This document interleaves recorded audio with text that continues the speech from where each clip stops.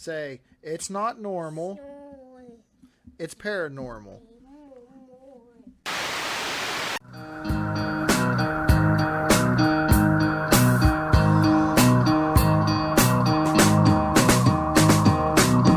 My baby left me on a UFO. She couldn't wait to lift off and go.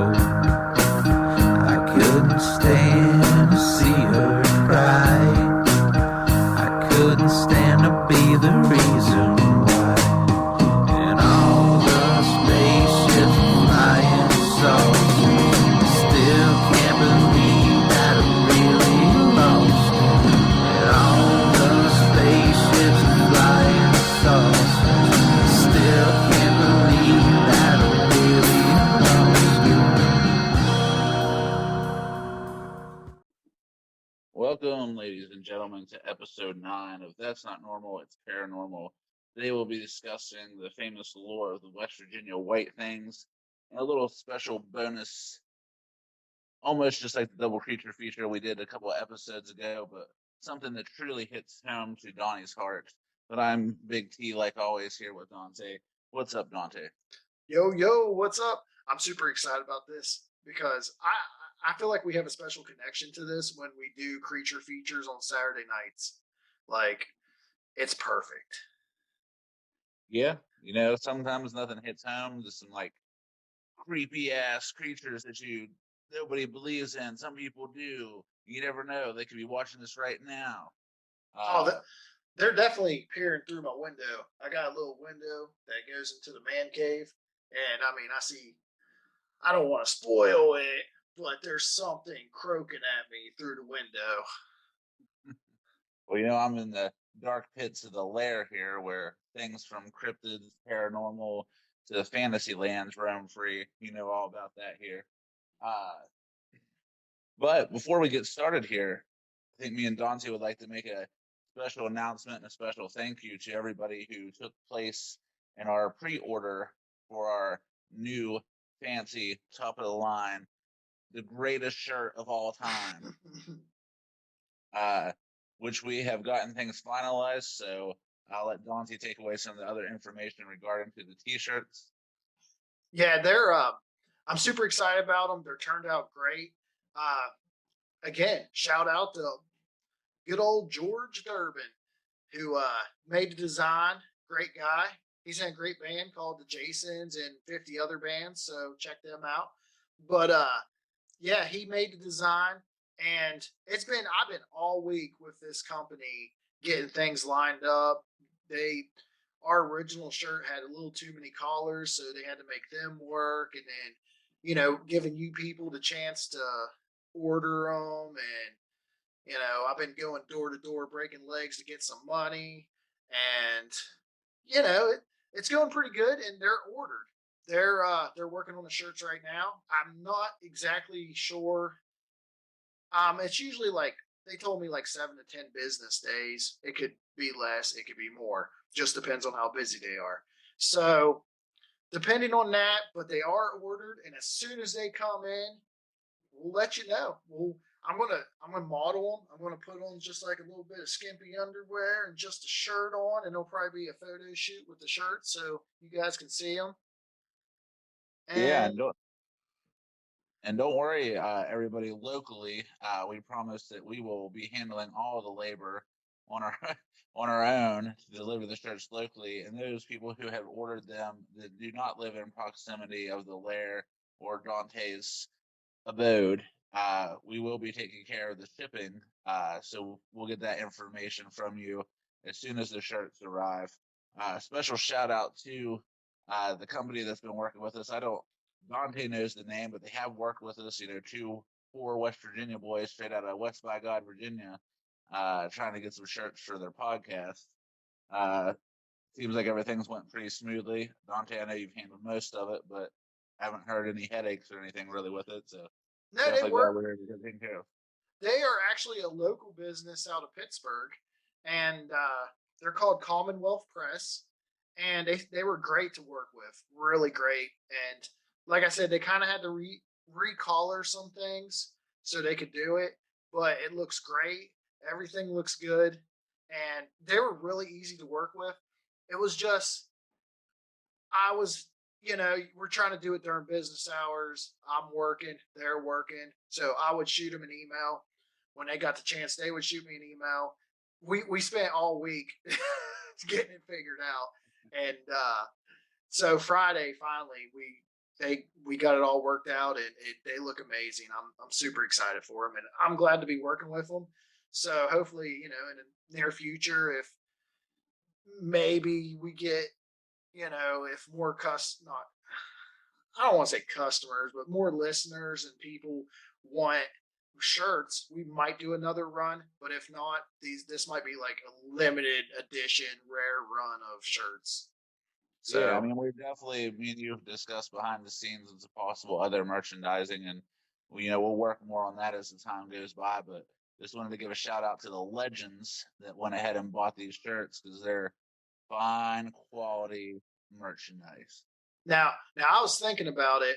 I was inspired by a comedian, and I think we could do our own run of marijuana and butt plugs. You got to I'm keep it spicy for the paranormal fans, huh? I mean, if we could probably sell a boatload of those. You don't even have. I mean, you wouldn't have to use it. You could just hang it in a mirror. Be like be like an air freshener, I guess. Well, again, thank you to everybody, and we'll get started with our topic here. And Dante, I have a question for you. Have you ever heard of West Virginia white things? I actually have never heard of this until you brought it up to me. Well, I'll give a little bit of information for those listening that might not know.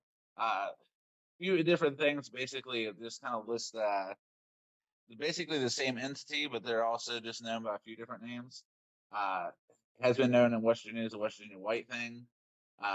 Basically, in a lot of lore and everything like that, it's basically a white devil dog. Devil dogs known in many different countries and locally through the states, and people believe that they're hounds from hell, and Native American lore has them as like death omens. But people believe to see this creature in the state of West Virginia. Can run on all four legs, two legs. One interesting fact of the story I read, when a person had ran into this and took off in their car, it actually kept up with their car at 65 miles per hour. And actually, I do want to circle back to one of the things that you were talking about is where it was in Cherokee lore. I was reading that so they would just show up in the road, okay? And like you said, like how it followed the car, it would just follow people home and sit at a distance and just watch them, okay? And it always seemed that whoever, like I said, this is a Cherokee lore, so whoever it watched, someone, that person or someone close to them was about to die. And they would die like within a few days or 2 weeks, supposedly. Yeah, within 2 weeks. It's even said sometimes some of the people that seen them that actually were the ones that perished would, talk about the sightings that they seen of this white weird creature, but nobody else could see it. Yeah, and I thought that was creepy. Like you're out there and be like, "Hey guys, who's this white dog is just chilling out here? Do you guys whose dog is it?" And everyone else would be like, "No, we don't see nothing. What are you smoking?" Something else I thought was interesting, and this touches back to a few things we talked about before. A famous sighting happened in, let me see, I think I have the year here actually, 1973, in that infamous TNT area in Point Pleasant, which led to many sightings taking place kind of close to the similar amount of time as the Mothman sightings as well. But we'll touch base more on the whole TNT area when we do our special episode in the future. because Mothman there's too much information. It's such a big topic for this state. But I thought that was interesting because we've had a couple of stories that have also been surrounded in the lore that is TNT area. And in 1994, in the same area, the TNT area, there was a well, he was a boy when it happened. When he saw this happen, he was riding in a car, and he described this like mostly white, no wings, shaggy hair. You couldn't see a face, but the head was like 3 feet wide, and it was supposedly the same creature from the 1973, and it just floated right alongside the car. It didn't do like nothing else. It didn't attack the car. It didn't, give you. It didn't try to talk to anybody. It just floated with the car and then just disappeared. Yeah. Another thing, I don't know if you read this or not, but I thought was interesting as well.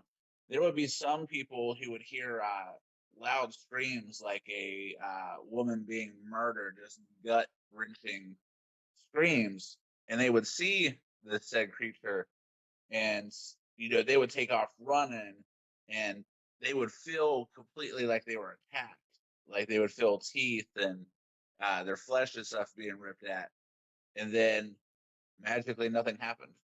Yeah, and that kind of freaked me out because they would say that the creatures sounded like they were brutally murdering you, and there just was nothing on you. But they would find that animals in the area that they would be ripped up, like their throats tore out and mutilated bodies, but there would be no trace of blood around the area. So the fact that they were tearing up, like, say, livestock and not, I don't know, it's just weird to me that if they attacked you, you didn't take no damage, but they could tear up animals around the area. Yeah, maybe it was just a mind game to try to get you to like leave. You know what I mean? That area, like you know what I mean? Like they want you to leave them alone, they'll leave you alone, maybe kind of thing, like a fear tactic. But one thing I do have to say about the animal mutilations and the like animal bloodletting, basically just kind of taking all their blood. One word, man. Maybe it's not the devil dog or the white things, whatever you want to call it. Maybe it's El Chupacabra. Could be. Yeah, could be. Which that's another topic we need to touch one day. I love old El Chupo. Oh, I am sure that positive that we will get into that at one point in time. Another good. Any creature with L in front of it, I'm down for. And what did I want to tell you? There is something I want to tell you. Oh, and then did you read about where sometimes people thought they would run on 2 legs, and then some people thought they had like multiple legs, like tons of legs coming out and run after you? Yeah, something I read is some reports is that it can run on 4 legs or be bipedal and run on 2 legs. But some people have also said that sometimes it moves so fast it looks like it has more legs than it should. Yeah, but that could just be a trick of the eye with how fast it travels. The 65 miles an hour is fast. So what you're saying? It looks like the Road Runner coming after you, like he got the fucking Looney Tunes legs are moving. It might, man. Another interesting thing in some of the stories too is I've seen some stories. I read one about a guy who was out hunting and was like super early in the morning, and this creature is also being known for having like bright red eyes. Sometimes that's all you can see, especially like if it's a foggy morning or like in the wintertime where it kind of blends in. And there's been reports of hunters seeing it like super early in the morning when that's all they would see in the distance would be just like glowing red eyes glaring at them. See, that's the thing. There's so much there's so many wild animals out there that even if one of these things came at you, you probably would not realize it was even a white thing coming at you. Yeah. Another report that I read too said if they could explain what they would seem, and this is coming from like, it doesn't give the specific, actually it does, and it says Pocahontas County, West Virginia, that basically the way that he could describe what he's seen, which makes no sense in the state, was it basically looked like a very thin, like malnutritioned polar bear, but still like rather large. Like seen reports of it saying like its head and stuff's like 3 feet wide, and it stands pretty tall when it's on hind legs and stuff like that. But you can think of like how polar bears are normally pretty husky. Yeah. You think of something like that, but just a little bit like thinner, furry white fur. Like I said, it lives up to its name as being, the white devil, white things, white devil dog, because it has a lot of the same lures and stuff as there's the regular devil dogs, but normally they're always black with red eyes. You see in popular stories and cryptid stories in famous areas and stuff like that. Now, I got a question for you. Serious question. Okay. I'm a firm believer that most doggos or anything with fur probably wants petted, even though it's snarling at you. I would you pet one? You know, I would like to say that I'd be all Billy Badass, like, yeah, we're gonna pet that thing, but I don't know. But it would be interesting if you could just get close enough to get proof. I guess if you're gonna go out, at least make something of it. I guess. Well, I mean, technically they don't hurt you. I mean, well, unless they mark you for death. I mean, yeah, then you probably die a couple days later.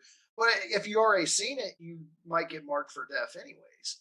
So you might as well pet Maybe. it. But the visions of like you getting tore up and stuff like that could just be a scare tactic, but it might actually be able to rip you apart. Maybe I'm a masochist and I want pets and ripped apart. What's very interesting though, and I always found this fascinating because my family is very Irish and Scottish on both sides of the family, Yeah, and I've always heard, and most people in this world know, but there's the lore of the banshee. You know what I mean? People would see it, or if they heard the banshee scream, they were marked for death.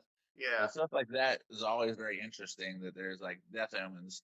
One thing about the Mothman thing too that makes it so interesting is because it's always like it appears when something really bad is going to happen as a warning. yeah. Uh, so stuff like that's really fascinating because that's a big lore in my family's bloodline. I Yeah, because I know a lot of people either think that Mothman was good for trying to warn people, or he was evil for he's the one that caused the bridge to collapse. So I guess if you look at could the could the devil dog technically be a grim reaper? You know what? All things considered, it's very possible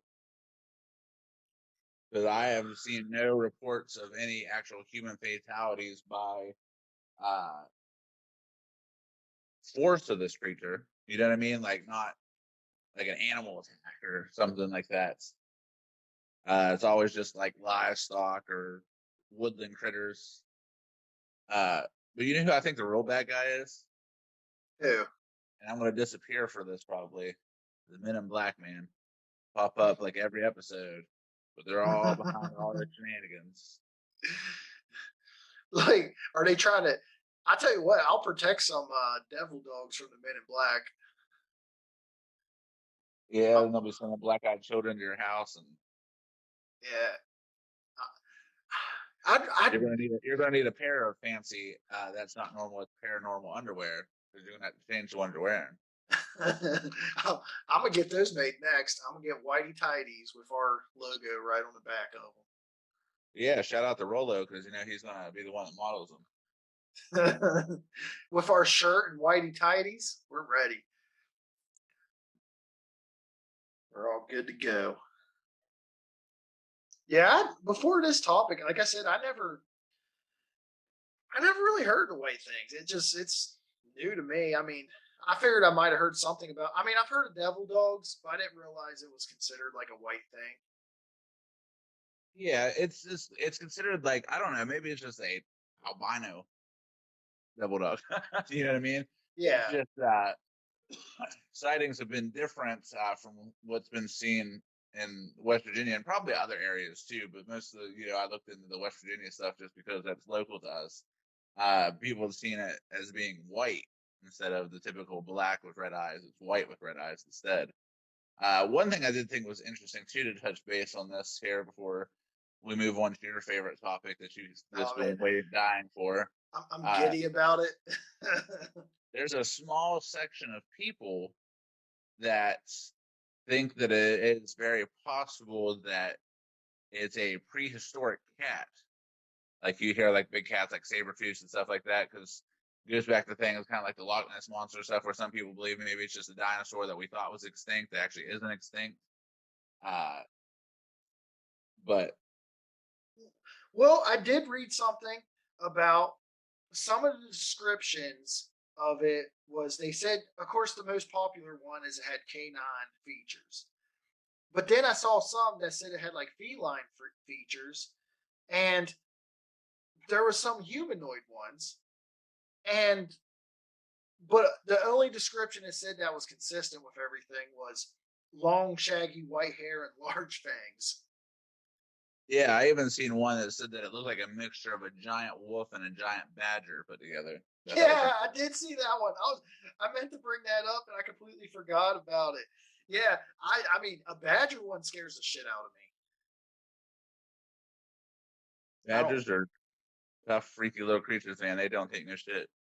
Now if a goose, oh man, I'm staying away. You're gonna have to calm down, man, because we know certain somebody that'll get way too excited to start talking about geese here. You're not wrong. Old goose himself. They're dicks. Well, before we get to our other special topic, because I got to drag us out as much as possible, because I know Donnie's over there foaming at the mouth secretly. You can't hear it on his new fancy mic that he got, but I know he's foaming at the mouth as talk about this next story, because it's right up Donnie's ridiculously alley. Again, we just want to say thank you again real quick to everybody, the legends that went ahead and pre-ordered our shirts. I don't know about you, but I was blown away with the number of people that actually wanted our merchandise, coming from two poor West Virginia boys just talking about ghosts and spooky shit on the internet. Yeah, and I also we got an overwhelming positive response for shirts, but we broke a record. Okay, well, a personal record for us, but we have reached over 210 downloads. So thank you. Yeah, shout out to you badasses that are, spending your time listening to us run our mouths and make jokes and have fun, and talk about some interesting shit. And we have a follower from the UK. So, hey, thanks. I even know you probably don't get half our references, but thanks.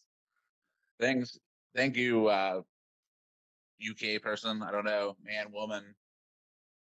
I don't know. They got some weird name that when they followed us, and it was like XYZ UK something, and but like it had, not that I stalk you guys, but it shows where our listeners are from. Like it'll be like what state or country and this and that, and we had like 2 listeners from the UK. So hey man, we'll take all the followers.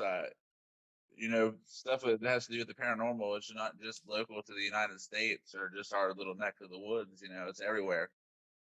We wouldn't mind hearing some stories too, and just like every episode, if you have some stories, you have some constructive criticism, questions about shirts, or when we do upcoming merchandise, send us your own ghost stories or cryptid stories, UFO stories, whatnot. You can always email us at nnpnpodcast@gmail.com. Again, that is nnpnpodcast@gmail.com. I personally try to check the email daily the best I can. But again, we talked about before, me and Donnie, we both work full-time jobs and have family life and stuff like that. So we try to do the best that we can, uh, and try to, I don't know if we should say take serious, but we do take, we take pride in what we're doing here, even though some people might be crazy or whatever, but we're having fun with it. We really enjoy it. We've got nothing but positive feedback, and it blows me away every time I look at, like, it'll pop up, we got new followers or this or that, and you look up all the numbers and stuff like that because you're the one that actually does the technical uploading, and you share all that information, and it's just crazy to me because I figured we'd have like 3 listeners. And I actually got told today that one of the guys I play ball with, Dallas, he today he was like listening through the episodes, and it was pretty cool because, like, I don't know, like, I always just imagine probably 5 people would listen to us. So the fact that people are actually liking what we do and connecting with us, like what's starting out as a hobby and just other people enjoying, I'm enjoying learning about stuff that I didn't really, some of it I knew, some of it I don't, but learning more about it and sharing the information with you guys, bullshitting with you, and it's been fun. It's been really fun. Me too, man. And speaking of like learning stuff, I had mentioned to you before, there's a lady that comes like once a week I talk to at my full-time job, and she actually Bigfoot hunts, and she's actually agreed to come on the show at some point in time, so we'll have to try to set that up. If everybody thinks that'd be a cool idea to actually have somebody come in here and talk and tell some stories and stuff and what they look for and stuff when they're out, Sasquatch hunting and stuff like that. But she's been telling me about events and stuff, and I don't know about you, but I think it would be cool for us and cool for our listeners. Maybe we'll go check out some of these events and stuff. There's like some cryptid events and some Bigfoot events. And just branch out, find some more information. We can talk about some of the things that we've seen and people that we talked to, and any stories and stuff that we heard. And there's the event coming to Morgantown. I can't remember what it's called, but it's at like the art gallery or something, I think. Yeah, give me 1 second. I have it saved here. And if you guys have any questions for the lady that hunts Bigfoot, when we interview her, if you got questions and they're good ones and they're not just like, hey, can you pet Bigfoot? Which that's my question. Don't steal my question. Just go ahead and send them in, and we'll ask her the questions. I'm excited. I'm excited to interview someone. I think that the fact that like she has done all this before and is willing to share her information with us is pretty cool. Yeah, and it's an interesting thing though, because topics and stuff like this, man, just could lead to friendships and learn a bunch of new things. I mean, it all happened because she had a Bigfoot sticker on her car, and I told her I liked this sticker on her car when I was outside taking care of some stuff for work. And ever since then, man, she's just been talking to me.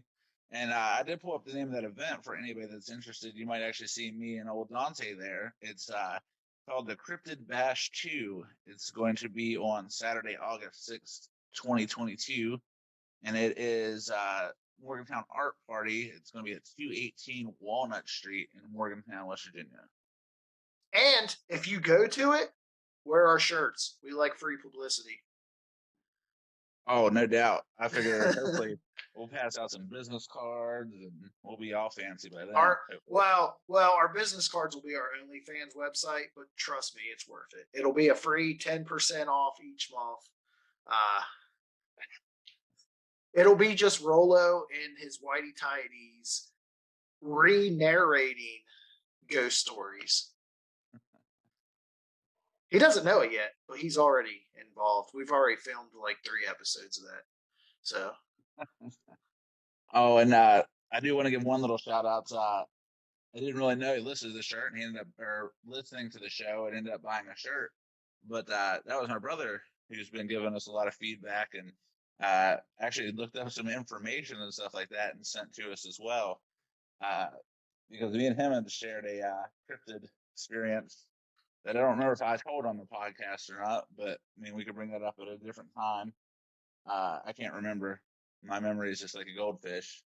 But yeah, just want to thank him for reaching out and listening to our episodes.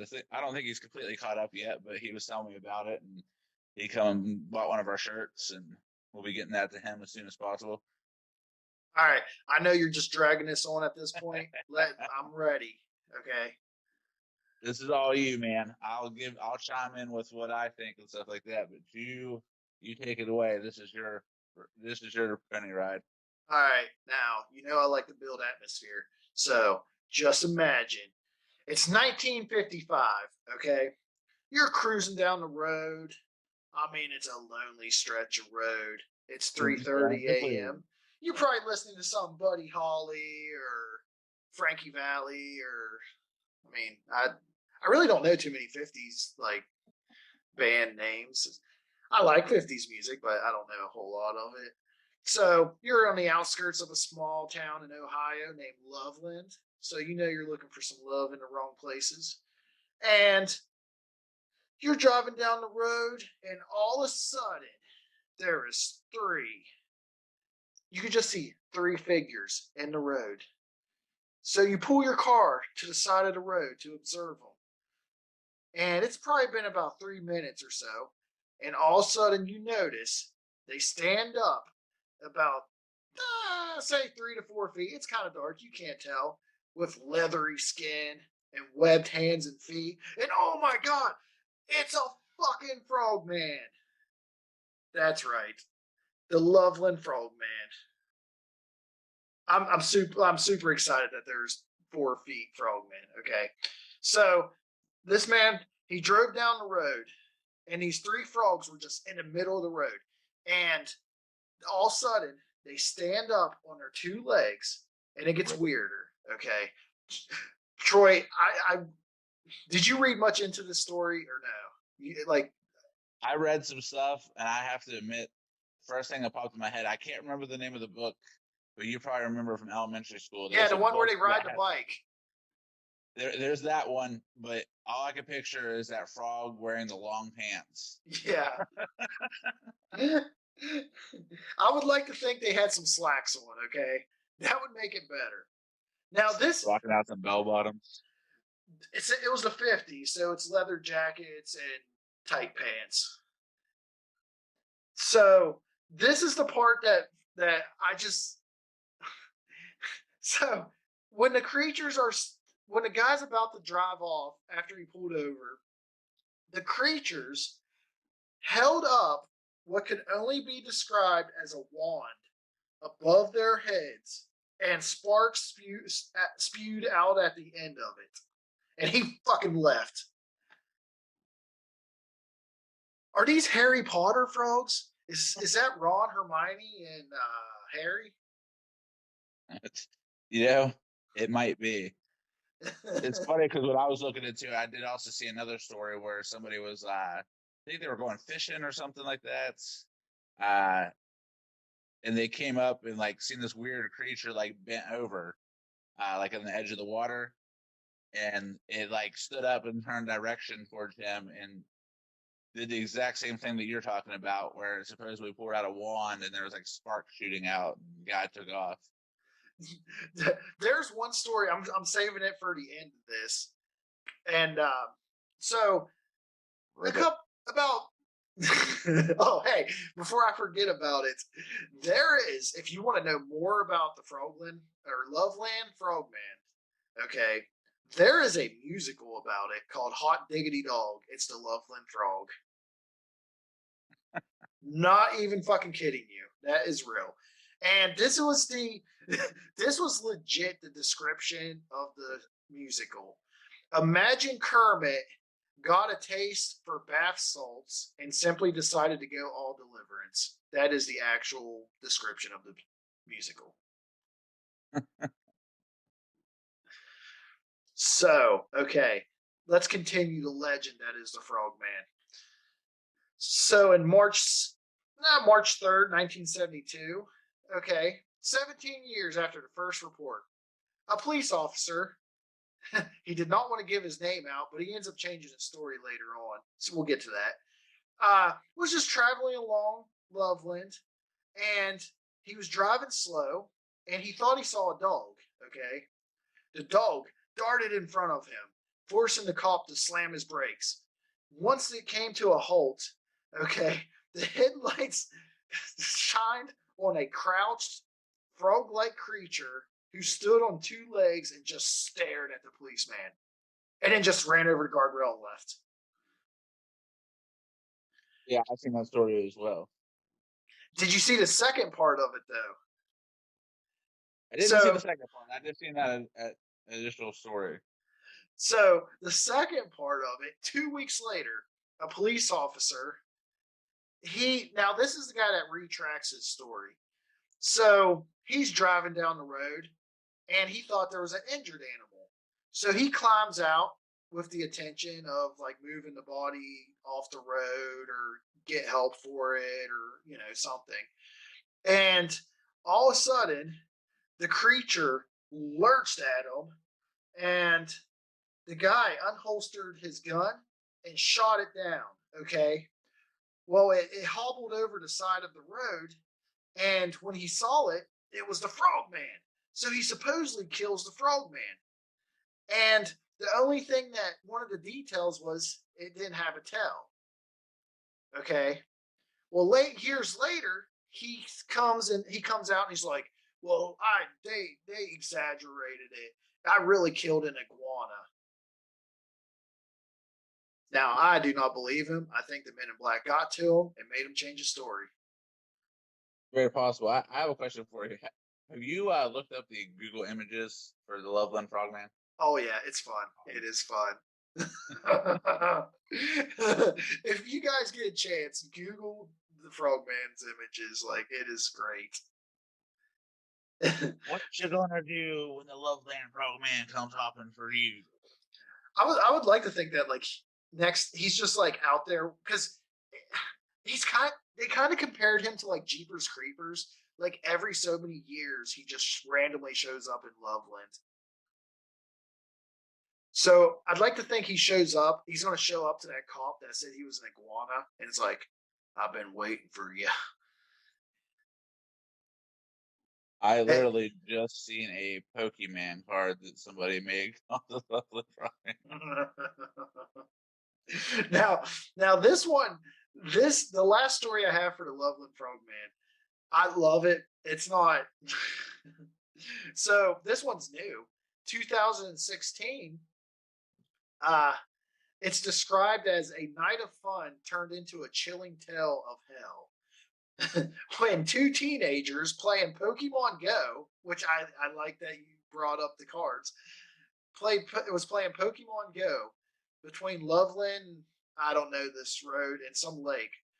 Well, they claimed to see a giant frog near the lake that stood up and walked on its hind legs. So, of course, it scared the shit out of them, right? So you're like, "Oh, yes, the legend of the Loveland Frogman is going to keep living on." Turns out it was just some high school student that made a frog suit doing some kind of movie. Which kind of made me sad, but I just think it'd be hilarious that like you have all these people like seriously just driving down the road, and then these two kids playing Pokemon Go comes out and there's a fucking frog man coming at them. Yeah. But I was super excited about that cryptid. I'd never heard of the Loveland Frogman. So as soon as I found out about it, I was like, "Troy, we gotta do it. Dude, it's just the funniest thing, man. Like out of all the cryptids. And I really love the funny ones though. Just because like it can be all serious, like this is gonna happen, that's gonna happen. And you have to see the fancy image that I found that I just sent to you on your personal Facebook, because it's the most ridiculous thing I've ever seen. Especially since I've been watching a lot of like paranormal shows. So it's just what I do. It's just like they basically took like one of those like night vision cameras. They blurred a picture of a frog coming around the corner. I don't know if the Frogman can take over Veggie Man yet. Veggie Man's still my number one, but the Frogman's pretty cool. I do like the Frogman. Yeah, for everybody out there, man, if you're having a bad day or something, just go on Google Images and type in Loveland Frogman. There's some comic gold on here. I I wonder if they I'll have to look further into it. You would think there would be frogmen elsewhere other than Loveland. There's got to be.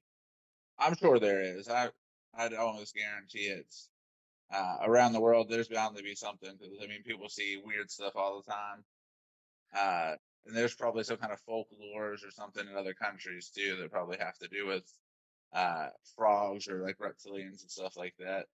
Like I've heard of stories which we might touch upon at some point in time. Like I think it's up like towards like the New Jersey area or something. Isn't it like a famous like lizard man story? Yeah, I believe so. Uh, yeah, we might just have to have Loveland Frogman Part 2 at the end of one of these episodes. I tell to provide some more information regarding to any other countries on sightings of Frogman. What we should do is for that cryptid art bash thing. I'll dress as Veggie Man. You dress as Frog Man, and we'll go. Or we dress as ourselves with our shirts to advertise our shirts, and we get Mr. Goose himself because he's small. We'll get him a frog outfit, and we'll act like we captured the Loveland Frogman. He can hop around and like hand people business cards. You better watch. They might shoot him. It might look real. In this state, it's very possible. One more thing I wanted to touch base on here. Well, do you have anything else? I do got something else. All right. So we, like Troy said earlier, we always talk about you guys should send us stuff in, and one of my buddies, Zach, who listens to the show regularly. So what up, Zach? He watches the skies a lot. He got a telescope, and he's into space stuff. Well, he sent me a video that it looked like a UFO the other day, and I plan on sharing it. We didn't know what it was at the time. It was like in a single. Here's his description about it. He was watching it for a few seconds, and so he started to record. It was a long line of lights, single file, like a ride at a carnival, and it just was super quiet. You couldn't hear nothing, and then boom, the lights were gone. And the video is really cool to watch. And I'm gonna post it on the Facebook page later, so you guys can see it yourself. Well, come the next day, one of the people told him that it looked like it was a comet. A comet came through the area, so he didn't catch a UFO, but he caught a comet, and that's still really freaking cool. So. Oh yeah, that definitely is.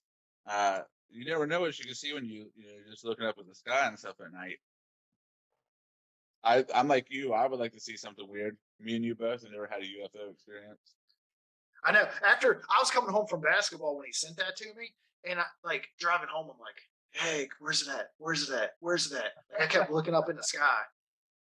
And I do like watching up in the sky because you do see some cool lights and stuff, or randoms, like just watching the stars. It's relaxing. It's really relaxing unless you're about to get probed. Yeah, it is. Getting croaked because the frogman knows it. What if the frogman's just an alien? Ribbit. Maybe it is. Maybe he's a secret pawn for the Men in Black. He's probably maybe he's a low-level reptilian. Because the other reptilians can change into people. So he'd have to be low level. Unless he killed the police officer, took his place, and said it was an iguana. There it is. Shit, there's a knock at the door. Fucking Men in Black. They're coming to get you, man. Found out their secret. Just like that, Dante was never heard from again. He found out the secret about the Loveland Frogman.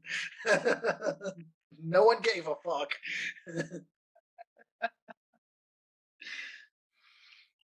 Oh man. But what I wanted to touch base on real quick is, does everybody know what next episode is? Well, by gums, it is our little special 10th episode. It's going to be an extended episode. We're going to discuss it. It might possibly be in person because it's going to be a little bit of a longer episode. We're going to be talking about one of the most notorious haunted places in the state of West Virginia. One of the places of immense murders and crime, and a very creepy building, and a building that we both have personally been to on school trips. And that is, we're talking about the West Virginia Moundsville State Penitentiary. Dun, dun. Bum, bum, bum, bum. Ribbit. So if you be on the lookout for that episode, it's going to be a very special episode, and make sure you have your popcorn and drinks ready. It's going to be a little bit of a longer episode because there's a lot to cover when it comes to that. I know some people that have had some personal paranormal experiences there. So I do have some stories to tell regarding to that, and pretty sure me and you'll share our thoughts on when we got to go and visit it, even though it wasn't like a paranormal tour. We wasn't in like any kind of like investigation thing or whatnot. But a lot of bad things there, a lot of notorious paranormal activity, and I'm definitely looking forward to it. I don't know about you. I here personal experiences. I remember listening to my CD player, which had Avenged Sevenfold in it, riding all the way down, listening to two people we know bitch because they were dating at the time, just bitch at each other the whole time, and M Shadows couldn't drown it out. It was a long bus ride, but yeah, no, I'm super excited about it. I love Moundsville. I would like to go again. It's just one of those things. It's not super far from us, but just finding the time to go really. And there's so much history. Like we'll probably touch the history part because you got to touch the history part to understand the ghost part to understand why it's so haunted. Yeah, and that's why I think too. Obviously, it's going to be a longer episode. It might be the first episode we do face to face. Not that we don't see each other like once a week or once every other week, anyways, or more. But that way we can get our shit together. So, and that video will be on OnlyFans. So, you know, ribbit. Each time we mention Frogman, just a piece of clothing is going to fly off. Instead of make you squeal like a pig, I'm going to make you croak like a frogman. There is, I tell you what, there is a guy. I'm not trying to promote it because it's kind of stupid after a while. Like it's a gimmick, and he's on Twitch, and he dresses like a gecko, or gecko, yeah, I don't know. And insurance. Yeah, he sells cars insurance. No, he dresses up as a gecko and just sits there and takes calls on Twitch. And he like, it is the stupidest thing I've ever seen, but it's something you can't look away. I mean, he paints his face green. He just wears the whole outfit and sits in a chair, and it's like, so what's your problem tonight? Like, it is so ridiculous. My problem is you're sitting here dressed up like the goddamn Loveland Frogman. That's my problem. The Frogman wants his gimmick back. Hey, man, somebody should book it. No holds barred match. The Goobly Gooker versus a gecko. I mean, I'd see. Could you imagine Jim Cornette's head exploding? A Frogman wrestling? Oh, YouTube gold. It's really Vince Russo in a frog outfit. Yeah. One more little thing here before we wrap this up. I want to know everybody's thoughts on if me and Dante should go out in the field and do our own paranormal investigations and talk about them. Obviously, it would have to be somewhere where we could go without getting, arrested or charged for being on private property, et cetera, et cetera. But I think it would be something fun and interesting to do. We could find some places that aren't 3 hours away. Well, and then if we did that, you could do like instead of being like the audio part, we could do like a small like YouTube special, like. No doubt. Yeah, we could definitely record it or something. And I don't know if anybody really listens to us on YouTube, but I've been slowly throwing stuff on YouTube. But most of our, I'm telling you, YouTube's a pain in the ass. But so I've been slowly throwing episodes on YouTube, but most listeners listen to us through Podbean or Spotify or.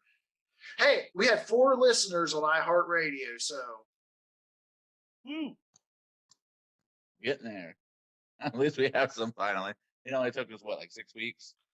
Probably long, yeah, since we started, so. Well, if you're ever out fishing, out on a nice lake, trying to reel in that big fish, you hear some frogs just chirping, there's a possibility that what might come might not be what you think it is. It's possible that that's not normal. It's paranormal.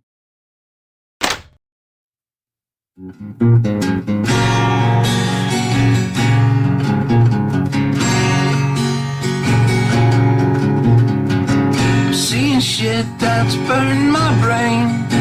Won't go away, and I'm pretty sure it's staying. 'Cause it stays. And it's strange, only feel good in the fall.